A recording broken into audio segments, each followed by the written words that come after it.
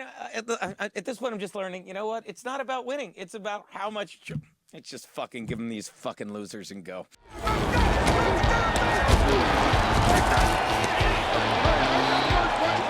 Play action fakes it for pass end zone. Yes, touchdown.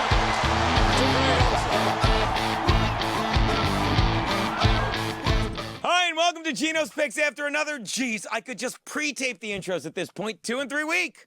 Daddy's 28 and 37 to fall to 43% on the season. I said 40%, but I did math wrong last year, picking loser. You do look forward to it. They just highlighted the word picking losers, which is coming up in the next sentence. And given the way Daddy has been consistently picking losers this year, it looks like the only way for you to make some green this year is to bet Daddy to finish in the red. So, hey, congrats. Congrats to my boy Crazy, Ray, and anyone else who's been fading me, because you're winning 57% of your bets. And if you want to keep it up or start now, Daddy won't call your wife a ho-ho-ho, because I'm going to turn it around these last few weeks. Sure, if I am, it's going to take a Christmas, Hanukkah, and Kwanzaa miracle, and maybe even a few of those other holidays people love to make up at this time of year that we know don't really fucking exist, but neither is money. It's a man-made construct, so let's have a little fun with these 4 picks and all that fake green shit. My first pick, Indy is giving 3 to the Raiders in Vegas. I know it feels like I'm picking the Colts every week, but really, given that I never pick the Chargers unless I have to, maybe it's finally nice this year to be able to pick my boy Phillip Rivers now that he has an offensive line and a well-coached defense. And speaking of that defense, they continue to get healthier every week, while the Raiders continue to get exposed. The Raiders are coming off a flat-out steal of a win after the Jets lost the game on a last-second TD pass that they gave away, when inexplicably, former defensive coordinator Greg Williams called for man-to-man coverage not once, not twice, but twice on the Raiders' final 2 offensive plays. He would have done it on the Raiders' final 3 if David Carr hadn't connected with Henry Ruggs III on the second, which is why Gase had a man-to-man with Williams the following day and fucking fired him. Funny he didn't have that talk with him 12 hours earlier on the Jets sideline when Williams called the play, and he could have said, hey, timeout, what the fuck are we doing? He wanted to lose. Or maybe after that, the first time they did it, he could have done it when Carr overthrew his intended receiver, Nelson Aguilar. You know why he overthrew him? Because he probably couldn't believe, David Carr couldn't believe what he was seeing. I understand the first incompletion because he must have thought an Antifa rally broke out. I mean, when you have that many black guys running wild and New York defenders aren't even trying to catch them. What else would you call it? The Colts are from the lovely red state of Indiana, and they will lock this down. Take the Colts and lay the 3. Guys, I'm going to say it before this pick, okay? This guy.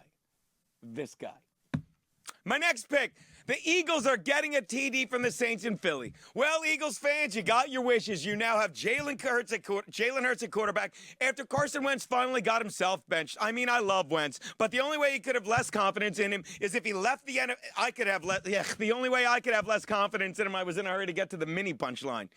The only way I could have less confidence in Wentz is if he left the NFL for CNN. Of course, to go to CNN, he'd have to be even less accurate, which just doesn't seem possible. In Wentz's defense, it's hard enough to have confidence when you come back from an ACL and are greeted at work every day by a statue. A statue of the guy that replaced you. And if that isn't enough, they trade fucking Foles away only to draft a young QB with a couple of national titles under his belt with the 2nd pick in Jalen Hurts. Is it me? Or is that like banging your girlfriend under a picture of her ex for a year, and then when she finally takes the picture down, you get to enjoy sex with her once before there's a knock at the door and she says, we brought in a black guy for the 2nd round. Oh yeah! My guess is it's going to be just as hard for the Saints to prepare for it. Take the Eagles and the 7 you're getting. Jalen Hurts is a colored guy they took in the 2nd round. Have we talked about COVID yet? Let's do it now. My next pick, the Panthers are getting 3 and a hook from the Broncos in Denver. They may have only beaten them by a score of 22-16, but believe you me, the Chiefs literally kicked the shit out of Denver this past Sunday night because Harrison Butker kicked 5 field goals in the win while the Chiefs managed just 1 TD that counted. We'll get to that. And if you want to know why the Chiefs looked like they were sleepwalking through that game, it's because they were. The Chiefs are probably playing on 4 hours of sleep at best because of a late night false alarm in the hotel. And not a false fire alarm, because that wouldn't have caused them to miss a wink, given to at this point, these people are usually the ones setting fires in the middle of the night. No, it was a fucking COVID alarm. I don't know if you boys know this, but Fox Sports said the Chiefs got word at 3:30 in the morning that 7 people had tested positive for COVID the day before. They were all coaches and staff, but the Chiefs had to launch into contact tracing with the whole fucking team, and that took 4 or 5 hours before all the players and coaches came back negative, and the 7 tests came back as false positives. Are you done with this fucking fraud yet? And I'm not saying they were sleepwalking through the game, but did everyone see this? At one point, Tyreek Hill caught a touchdown pass. It was a touchdown, but he didn't know he caught it. The refs ruled it incomplete, and he couldn't even challenge it because he didn't know what the fuck was going on. Well, now the only team that's short on rest is the Denver Broncos, who flat out stink. And even though Carolina may very well be without Christian McCaffrey again, they have someone else who would make any Christian proud, because backup Mike Davis has been playing like a god, averaging 4 yards a carry and 6 yards of reception. Couple that with the Panthers team that now has 3 months of learning under Matt Rule's system, and I don't see this one being close. Take Carolina and the 3 and a hook you're getting. I'm positive. Should we lock it down? Which brings me to my double your money Monday night bet. I don't fucking. Bobby, this is where I leave you. This is where I leave you. The Ravens are laying 1 hook to the Browns in Cleveland. Bobby, I'm trying to think who said nearly 2 months ago, when Browns wide receiver Odell Beckham Jr. was lost for the season, that it made the Browns a better team. I'm not. Because it was fucking me. I remember because I said it also made Baker Mayfield a better QB, as he wouldn't be able to spread the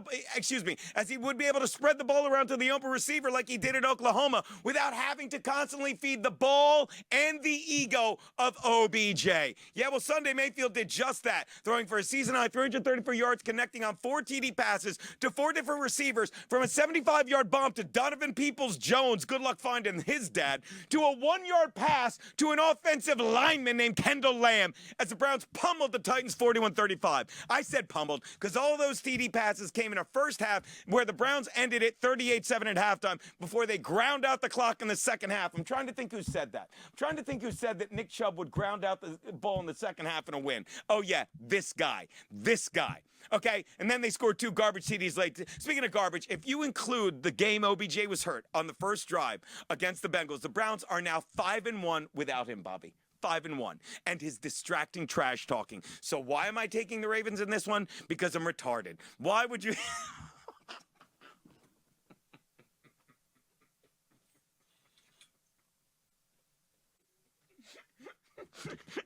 You just Ron Burgundy me. They Ron Burgundy me.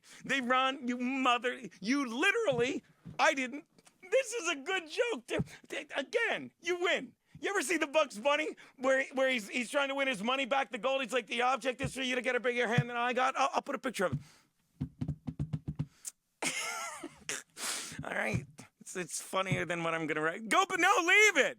So why am I taking the Browns? Not because I'm retarded.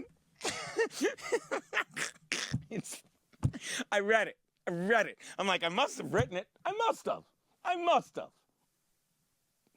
All right. Bobby's joke is funnier, but we're going to do mine, and then we're going to let Talib do his show, okay? So why am I taking the Browns? 1, because I'm retarded, but 2, seamless. Before Sunday's win at the Titans, the Browns' other 4 OBJ-less wins have come against the Texans, Bengals, Eagles, and Jags. The Ravens are a far faster and smarter team than the Bengals, Eagles, and Jaguars, who are so slow that at this point, if the world started flooding today, we'd be herding those 3 pairs onto a short yellow arc. Take the Ravens because I'm retarded and lay the 1.5. Those are Geno's and Bobby's and fucking, what's your name? Oh, yeah, Rapesh, who's not dead. Steve the Conti picks. Go home, because I'm retarded. Oh, that's fucking great.